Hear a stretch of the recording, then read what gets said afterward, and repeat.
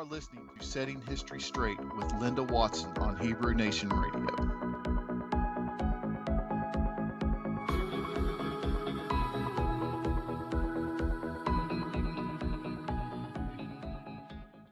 All right, but we've been talking about Virgo and September 23rd and what has happened in the sky during that time frame and the eclipse that happened in 2017.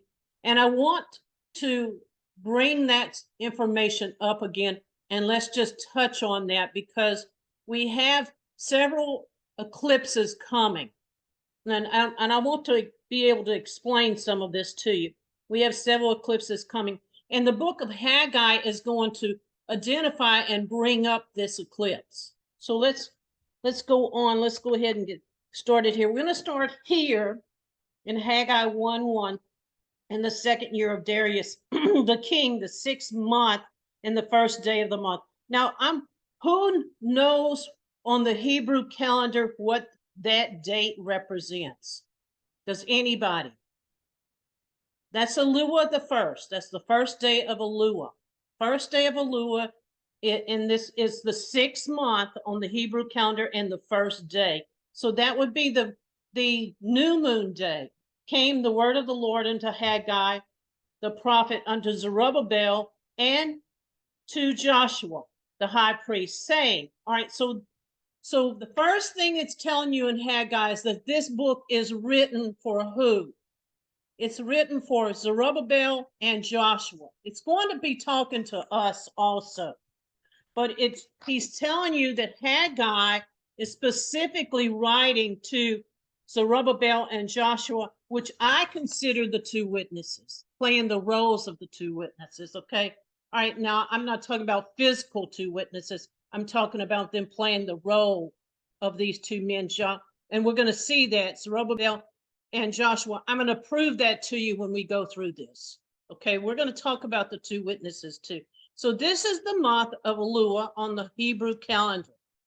So if we look at this eclipse, okay, so remember that in August 21st, which was a Monday, 2017, this eclipse started over here in Salem, Oregon, and came all the way across down here to North Carolina, South Carolina area. And it came across at noon, and everybody in the country went out and saw it. It's because the Father made sure they saw, because it's going to be a major sign for them. Do y'all understand what I'm saying? That he's not going to be messing around very much longer. Now, in 2024, April the 8th, it's going to come back across the country, and it's going to make another line coming from Mexico through Texas and up. And it's going to have this axis right here. The access point is in Cairo, which is a name from history, right? But it's also a place in this country. Okay, so you see that this is a total solar eclipse, and there's not that many of them. And everybody says, well, eclipses happen all the time. Well, I'm going to explain to you, not total solar eclipses happen all the time. And we're going to see that. Okay. Now, this again was Elul. August 21st would have been Elul, the first day of Elul, which was Monday, August 21st, 2017. Okay, so now going on, the solar eclipse of August 21st, 2017, this was, like we said, was Elul. And now the other things that happened on that day in biblical history is the children of Israel, when they were watching the golden calf and Moses came down, he broke the tablets and they had to go back up to, and when he did, he went back up on the first day of Elul. And he stayed up there 40 days, and he came back down on Tishri 10, which is really the Day of Atonement. So how interesting is that? Because he came back on the day that they would atone for the sins of the nation. And the first day of Elul also may have been the day that Jonah did his prophecy for the people in Nineveh, if you remember, because he told them, you have 40 days. He said, I'm going to tell you that in 40 days, your country is going to be destroyed. And he said, you got 40 days. And that's really interesting because I think it may have. Now, the legend is that it did fall on a little one, but I don't have any proof of that, but that kind of fits the scenario. So now prior to this, the last total solar eclipse visible in the United States was in 1979. That's almost 40 years ago. Do y'all see that? So these total solar eclipses, they do not happen that often. And in our country, the northern hemisphere, it's only happened in the last 25 years, 2 times, and about to do again in 2024. So they don't happen often. And so that's the interesting part that everybody needs to see. They don't happen often. Let's just move on, okay? We want to talk about a second witness. Nobody's paying attention to this. This is the Great American Eclipse. They call it, they've named it, they call it the Great American Eclipse. It comes across on October 14th, 2023, this year. And I put a little calendar down here so you could see it, but I don't know that the calendar is visible where you can actually see the new moon is on October 14th, which is a Saturday. And so how interesting is this, that this is a second witness to me, because it's also making an X across the country. The same X, the same pathway. Do y'all see it's the same pathway that the one that came in 2017? Okay, and it has to fall on, you know, that a solar eclipse has to fall on a new moon. It can't fall on any other time. And this is an annual solar eclipse. This is not a total solar eclipse. The one that happens on April 8th is a total solar eclipse. And that's the same type that you had in 2017. Okay, 2017 was another total solar eclipse. Okay, now let's get into this, because I said this book is being written to the 2 witnesses, which are Zerubbabel and Joshua. We're going to prove that to you. And it's also going to be addressing the people. It's going to be addressing the people. So what is the sign that the Father is trying to bring forward? What is he trying to say with these eclipses? Since he brought it up, that's the first thing he said in Haggai. Now remember, the book of Haggai and the book of Zechariah and the book of Malachi, all 3 were written after Israel and Judah had gone into captivity and came out. Because Haggai and Zechariah were the 2 prophets, if you'll remember. They were the 2 prophets that went into the land with Ezra and Nehemiah. They were the 2 prophets. So they couldn't be prophesying for the fall of Judah and the fall of Israel, because their books are being written way after that time. Do y'all see that? So this is for a future time. So if it's for a future time, whose time is it being written to? Okay, so going on, it says, the Lord of hosts saying, the people say, the time is not come, for the time of the Lord's house shall be built. In other words, he's not coming yet.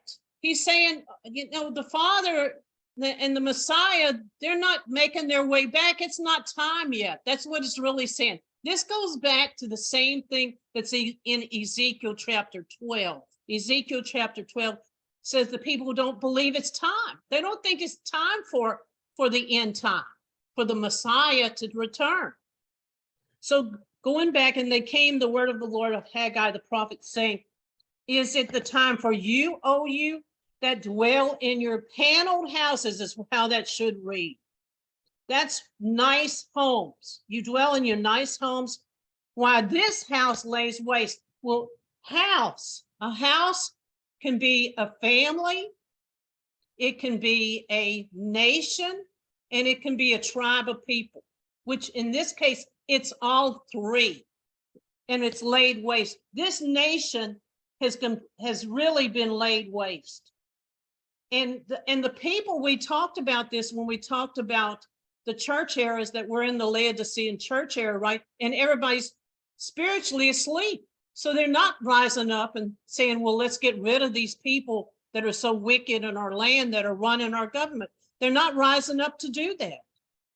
I don't know if it worked if they did try to rise up, because the Father's hand is allowing this to happen, because he's telling you, you've laid this land and you laid this house a waste.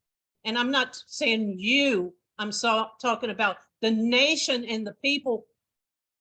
They've allowed this nation to become a waste place. And so he says, now he says in verse 5, consider your ways. So verse 6, and you shall sow much and bring forth little. This is talking about inflation. So we're going to sow much. You're going to bring in a lot of money. You know, it won't last. And you will eat and not get enough. You will drink and not be filled with drink. You will be clothed, you, and there should be none warm. And he that earns a wage to put it into his bag with a hole, because that is definitely talking about inflation. Third horseman explains inflation, Yes, especially of food. Haggai 1 verse 7, sure. Thus said the Lord, consider your ways. So he's telling you, consider what you're doing to this country. Consider what your life is like. What are you doing? That's what he's saying. And go up to the mountain. Now, everybody knows anything about prophecy, that mountain means government. So if you go back to Revelation 17, it tells you there were 7 mountains, you know, and 5 have fallen, and 1 is, and 2 more are to come. That's what it says in Revelation. So you know that the 5 that had fallen were kingdoms before that. The one that was Rome, and there was 2 more to come after that. So we know that these are governments. So a mountain represents a government all through Scripture. And so here we go. It says, bring the wood, build the house, and I will take pleasure in it, and I will glorify, said the Lord. But this is not going to happen, because people are not going to rise up and rebuild this country. They're not. Because for one, they like it the way it is. For the most part, they like their lives the way it is. They don't want to change. Verse 9, you look for much, for lo, it comes little.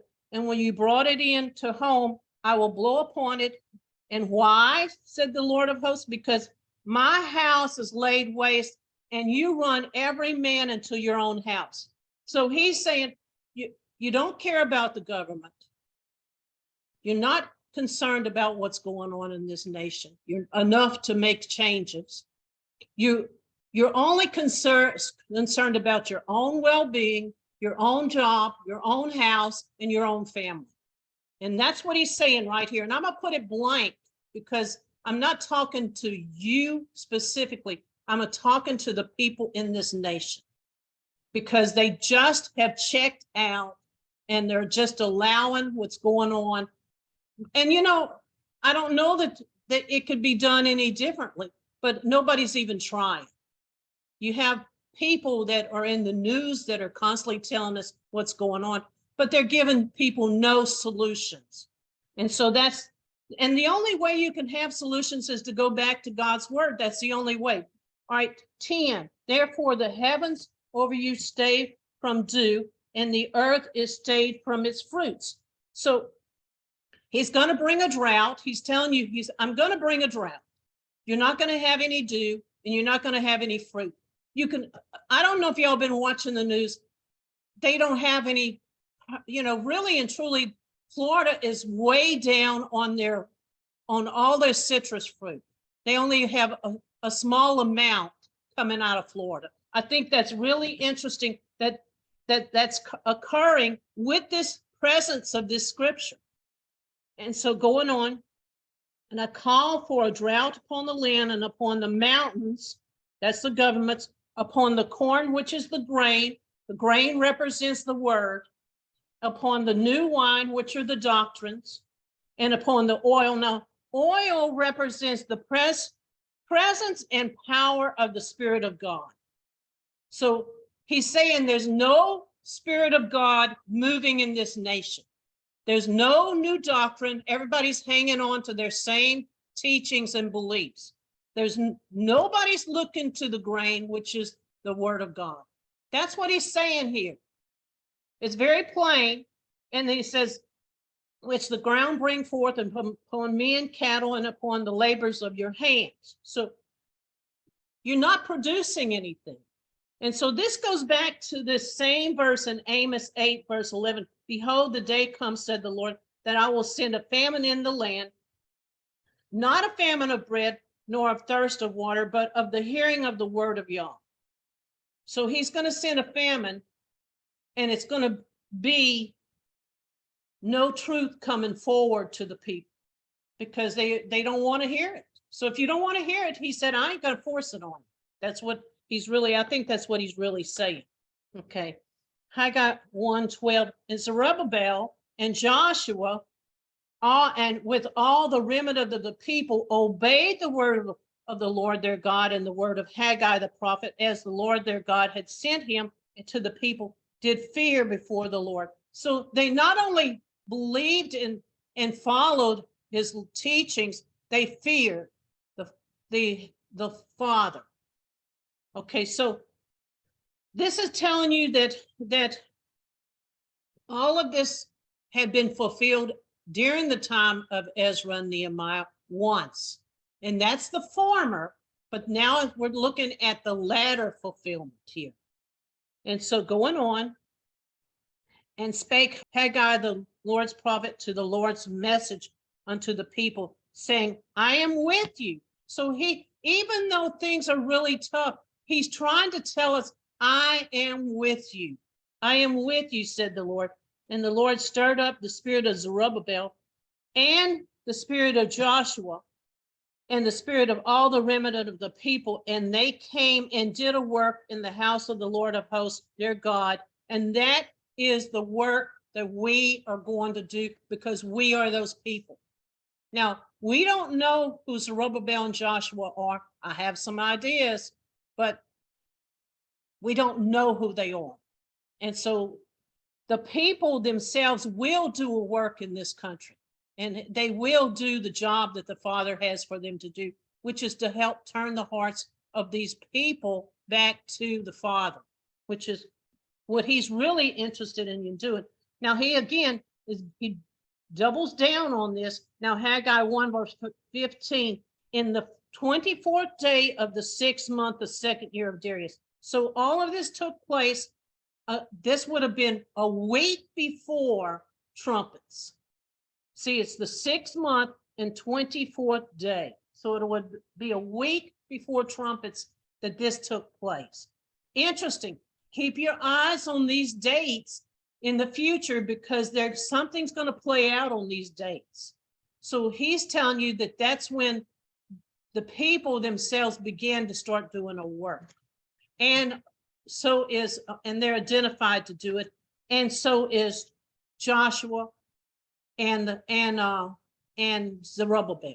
Now remember, Zerubbabel and Joshua were given a decree after Judah had fallen to go back into Jerusalem and to rebuild the temple. And what they did is they went in and they were only allowed to build the foundation, which is really important because these two men build the foundation. Now, remember in scripture who the foundation is. We know that the Messiah is considered the chief cornerstone, right? But the pillars in the temple are us, we're told. We are the pillars in the temple. So we are that foundation. Do y'all see that? So their job is to help the true believers to be able to do the work that they have. And so that's one of their jobs. So going on, Haggai, we're going to the 2nd chapter. This is not a long book. In the 7th month, the 21st day, which is the last great day. Okay, that's the last great day. It's the day after Sukkot, the Feast of Tabernacles. Came the word of the Lord to the prophet Haggai, saying, speak to Zerubbabel and speak to Joshua and to the residue of the people and say, that's the people probably that are left in the land, who is left among you that saw this house in her first glory? So let's just put this in the vernacular of America. And so after this war, the people are going to say, do you remember what she was like before this war? Do you remember what America was like before this war? Because he's talking to the remnant of the people that are left. And how do you see it now? Is it not in your eyes in comparison to nothing? Now, at the time that this was being written and Haggai was writing this, you remember that the temple had been destroyed and they had gone back in to rebuild it. So they're also, in reference to this, they're also saying that the temple at that time was a fabulous building. It was a fabulous building. But after they remodeled it and it was not anything close to what it was before originally. So it's saying the temple at the time of Ezra, Nehemiah, Zephaniah, and all of these people, at that time, even after they had remodeled it, the temple was nothing like it was when it was built by Solomon. That's what they're saying here, okay? Now watch what they're about to say. So be strong, again, verse 24, yet now be strong. He keeps telling you not to fear and to be strong, because this is going to be a hard time.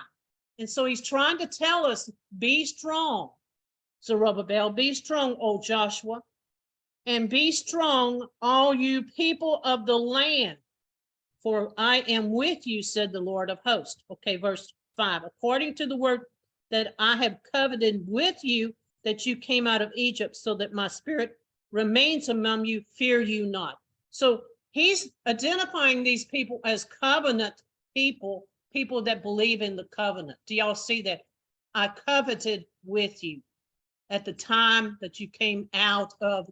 This is zeroing in on Israel. It's zeroing in on the believers that keep the covenant. So he's saying, don't fear, be strong. And that's the message that he has for us. Verse 6, and thus said the Lord of hosts, yet once in a little while, I will shake the heavens and the earth and the sea and the dry land. Okay, this has to do with all the plagues and all the vials that happen in the book of Revelations. And I will shake the earth, and the desire of all the nations shall come. That is the Messiah he's talking about. He's going to shake the earth, and then the Messiah is going to return, and I will fill this house with glory again. This house that he fills with glory again, he's talking specifically about America and the people coming back to their land and restoring exactly what it was from before, and not just America, but the other Christian nations also. And so those are the Israelite nations that he's talking about here. So he said he's going to come back, and I will fill this house with glory. So now we need to just stop just a second and talk about the temple, because we're also going to be talking about the rebuilding of a temple, which we know that we are that temple. Now I'm going to read those verses. 1 Corinthians 3, verse 16.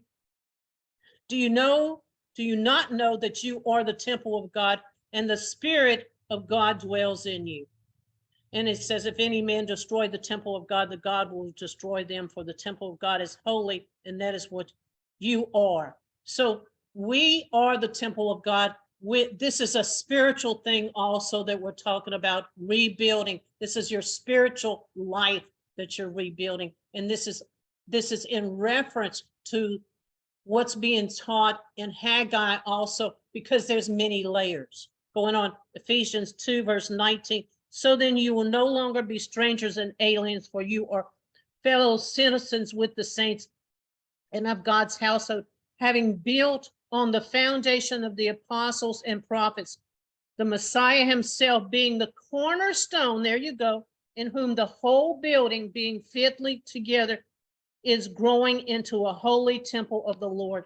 Now that is telling it all, because he's talking about a spiritual healing in this land. He's talking about a spiritual, revival in this land, and people turning their hearts back, and they will be the temple, and that's what's going to be built, and that's the glory. Okay, now going on here, Haggai 2 verse 8, the silver is mine. Silver is going to refer to the Levitical priest, because remember it says the Levites in the book of Malachi are going to be tried as silver and refined as silver. So it's very interesting that it says that. And the gold is mine. Gold is associated with a king. So here's your priest and your king, because this government is going to be set up with a priest and a king. That's what it's going to be set up as. Now this is the verse that I love. And I think this points back to America. It says the glory of the latter house. Now he's going to flip it.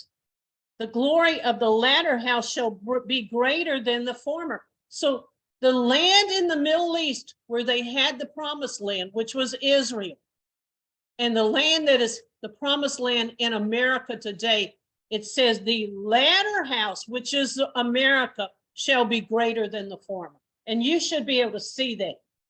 Everybody should be able to see that what has happened in this country and the wealth and all the blessings that we receive is far greater than any other nation that's ever existed.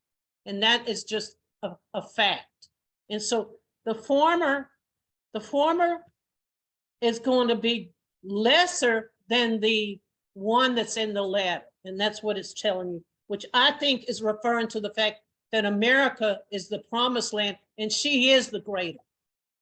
Okay, now going on here, Haggai 2 verse 10, in the 24th day of the 9th month. Now this is the one he said you need to consider. In the 2nd year of Darius came the word of the Lord to Haggai the prophet, saying, thus said the Lord of hosts, ask now the priest, saying concerning the law, and saying, if one bears holy flesh in the skirt of the garment, and you touch bread or pottage or wine or oil or meat, shall it be holy? And the priest said no.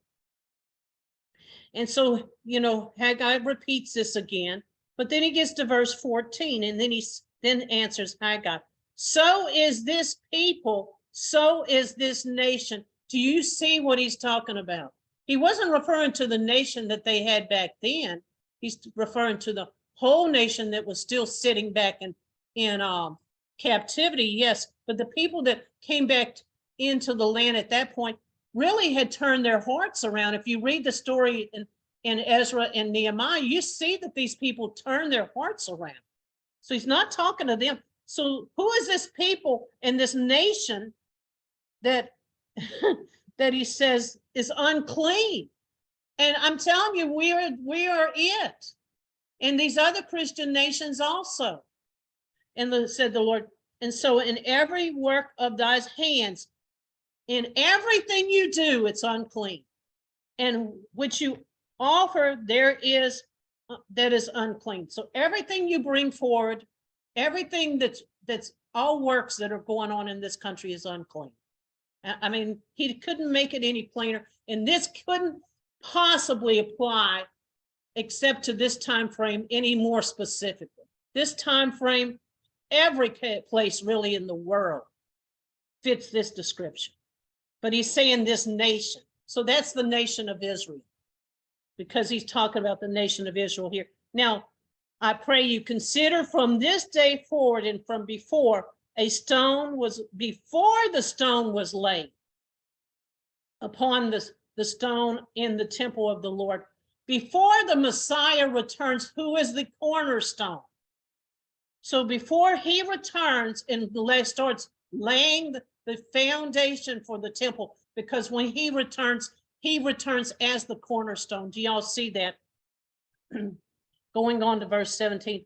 And I smote you with blasting and with mildew and with hail, in all the labors of your hands, yet you turn not to me. He's talking to this nation. He says, I put you through every possible curse. I gave you hail. I gave you mildew has to do with famine and food not being produced. And the blasting, I don't know what all that means, but he's telling you that I put you through the testing. I put you through the, and you still won't turn back to me. And that's a message for us. That is a message for us. You know, I love this verse, Revelation 3, verse 20. This is talking about the Laodicean church, but it says, before I stand at the door and I knock, and if any man hears my voice and opens the door, I will come into him and will sup with him, and he will with me. To him that overcometh will I grant to sit with me in my throne. See, the rest of these people are going to be in the millennium. It talks about what their jobs are, that they actually work, you know, in the millennium. But this particular church, the Laodicean church, the one that's at the end time, that's all of us, by the way. We are all in that Laodicean era of time. We may not be Laodicean in spirit, but in time. It says our job is to be sitting at the throne. We're going to sit at the throne. Why? Because the woman of Revelations 12 is the one that does the teaching. And we are the woman of Revelations 12. We're going to go through this process, which is going to be like, you know, a fire and tribulation. And we're going to go through this process. We're going to learn all this information. And we're going to be so qualified to teach that we're going to be sitting in the throne. Do y'all see this? Okay. And as I also overcame, and I am set down with your fathers in his throne. Now, Haggai 8:2, verse 18, consider now from this day forward, from the 24th day on the 9th month, we need to look for these dates. That would be somewhere in the November timeframe, right? Even from that day, the foundation of the Lord's temple was laid. Consider it. So, hey, Linda. Yes. You know that is the exact day in 1917, November 17th, I believe, 1917 was the day that General Allenby marched into Jerusalem and took it back from the Muslims. Wow, no, I didn't know that. See, all of that all has to do with the Father's hand. He's using these dates. And so that's interesting. It's going to be a date in the future, though, too. And he's going to lay the foundation in the future. I think this may indicate when Zerubbabel and Joshua's work starts, but I don't know that for a fact, because they are the ones that lay the foundation. I'm fixing to prove that to you. Now, verse 19, it talks about how none of this is the seed in the barn. No, it's not. Okay, the people don't repent, so the seed's not in the barn. And it goes through the fig tree, the pomegranate, the olive. He goes on, but from this day forward, I will bless you. Is what he's telling me. Now, let's go and let's talk about the two witnesses. And this is always such an interesting story. And y'all have heard Joey teach this, and Maria. I don't know if Maria teaches it, but she understands it. I think she's the one that really saw this the first time. But these are roles being played. That doesn't mean Joshua and Zerubbabel, who laid the foundation, remember, for the temple, you know, and then they were stopped. They weren't allowed to do anything else but lay the foundation. They were stopped because some people in the country where they went back to the king and said these people are going to cause us seditions and problems, and so the king himself stopped the building. I'm in verse 2, and the Messiah has chosen Jerusalem to rebuke it. It's not this a brand burnt out of the fire. So what he's really saying, this person who is the high priest playing the role of the high priest, which is Joshua, is he not like a something that you would pick out of a fire? Because he's gone through tremendous trials in his life, whoever this person is. And so it's going on. Now, Joshua was clothed in dirty garments. That means he is not converted. He has dirty garments, because remember, we have to have white robes and white linen in the book of Revelations, the people that are believers. And was standing before the angel, and he answered and said unto him, and stood before him, saying, take the dirty garments from off you. And him he said, behold, I've caused the iniquity to pass from you, and I will clothe thee in rich apparel. So he's going to, it says the Father is going to remove the wickedness from it. Do y'all see that? I cause thy iniquity to pass from you. Now going on, and I said unto thee, let them set a clean mitre upon your head. Now that's a brainwashing. He set a clean mitre upon his head and clothed him with garments, and the angel was standing by. And then going on in verse 7, and if thou will walk in my ways, and if thou will keep my charge, then thou shalt also judge my house, and you will keep my courts. That's my law. That's the government. You're working in the government. And I will give you a place of access among these that stand by. Okay, now he's talking to Joshua, the high priest, and he said, if you'll keep my laws, you will start doing what you're supposed to. I will give you access to my people. That's what he's saying right here, to my people. There's a group of people he's going to bring to Joshua to help him. That's what it's saying. I think it's so interesting. Hear now, O Joshua, the high priest, thou art thy fellow that sits before thee, for they are a men that are a sign. So we are called a sign. And when you go back to Isaiah chapter 29, it calls the people that are at that time a sign and a wonder. So when it talks about the sign and the wonders, we are it.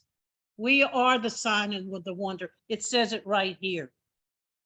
And I will bring forth my servant the branch. Now, many people think that is the Messiah, and that is partly true, but it also says a son of man. So it may be an actual person. And behold, the stone that I will set before Joshua, and upon the stone are 7 eyes. Behold, I will engrave the graves thereof, and I will remove the iniquity out of the land in one day. That only happens when the Messiah returns. On the day that he comes back, it's talking about everything changes. And he's going to remove the iniquity, because he's going to destroy the evil people that have created it. Do y'all understand that? And he's going to set this thing straight. So it's the Father and the Messiah's work that's going to go on. And there, when he returns, that's what's going to happen.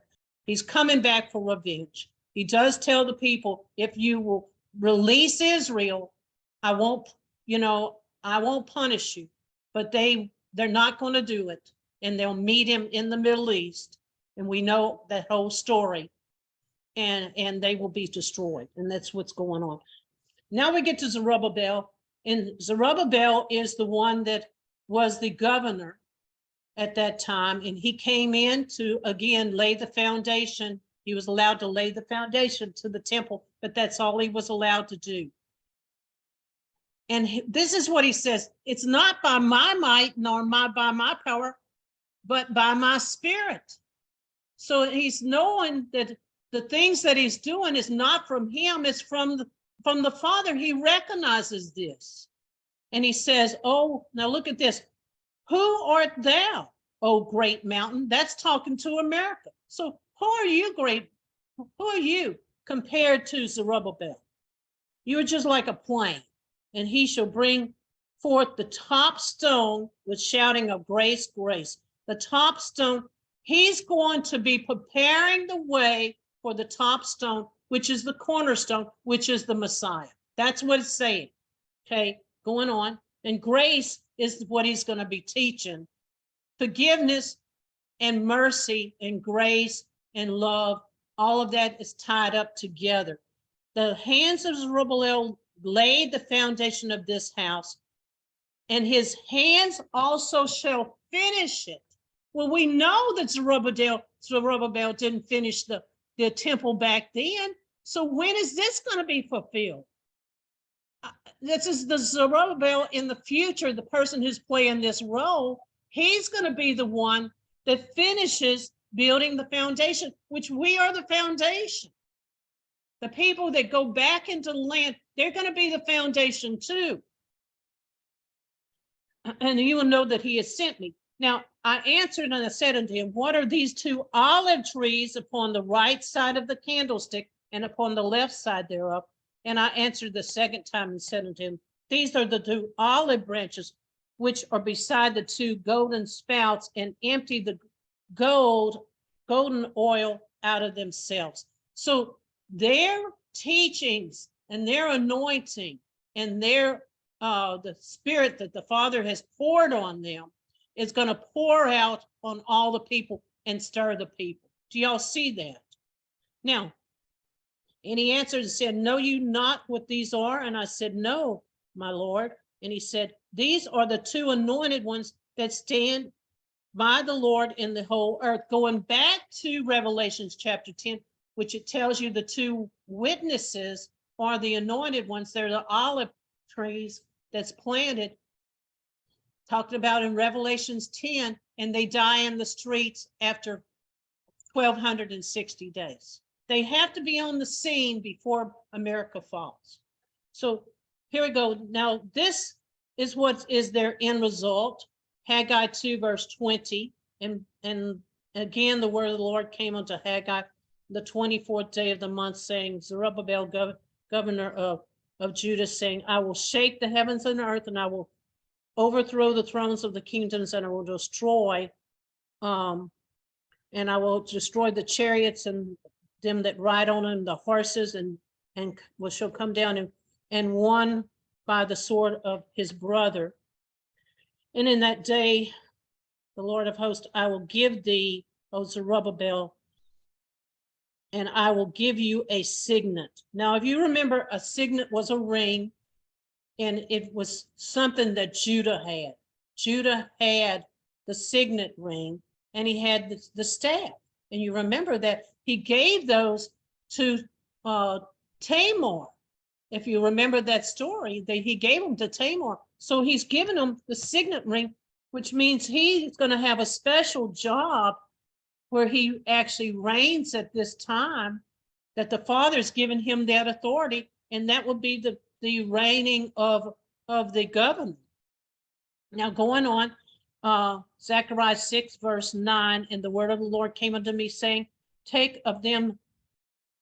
So going on, and you shall take gold and silver and make a crown and set it upon your head for Joshua, okay, the high priest. So these people are being given a role, and that is the role that's going to be set up in our government, which is the high priest and the governor, which is church and state, all combined in one. Not the government we have right now, which is taken out the church, right? But church and state, which is what it's in, our government is going to be set up with the king and with the high priest. And that's what he's saying. And speak unto them, saying, the speak of the Lord of hosts, and behold, the man whose name is the branch. See, this is where it says, behold, a man whose name is the branch. So there's a man also being referred to as the branch.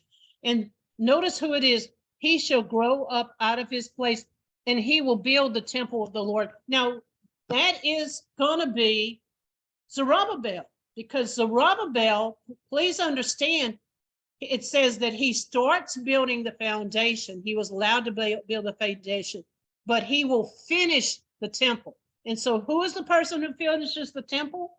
It is Zerubbabel. According to what we just read, he's not just going to lay the foundation, he's going to finish the temple. So the person who builds the temple is Zerubbabel. Okay, so he's going to be in charge of doing that. So I also know that this references the Messiah too, right? But and he's building the Messiah is the one building our temple.